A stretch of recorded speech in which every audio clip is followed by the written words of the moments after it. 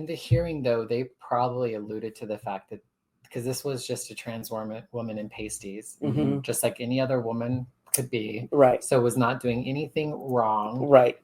But when they testified and they talked about it in the hearings, did they sensationalize it a little Yes, bit? absolutely. They Yeah, lied. kind of like when they did that with the drag queen up north. Absolutely. Where they just like that. They said it was what it wasn't. 100%. But because it's in the state house, it doesn't necessarily have to be proven to be true. Well, and to be discussed or that sort of thing. Right. And that's where the lawsuit happened, because they actually, not only did they speak about it like falsely, they were actually like sending out falsified video, right? Yeah, but even at that, but it wasn't like it was not allowed to be brought up in talking about it in, around making laws or things like that. And that is why this law came to be.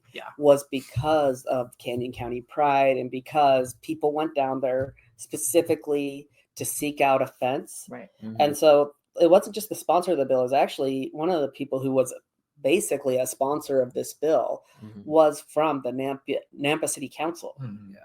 And that is why they pushed for this bill. It is absolutely. As it was, they didn't want to do it to begin with.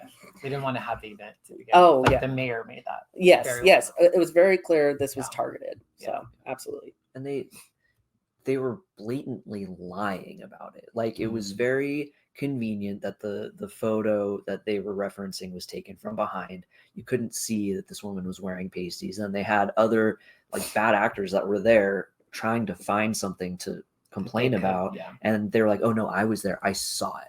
I saw it with my own eyes. She was topless. And it's like, that's not fucking true. It's not true. Well, and it's also like, if even according to like Nampa City like law, pasties are like okay. Including to this law. I don't know why I touched myself when I said that, but there was nothing showing. And so like there was no violation of the law.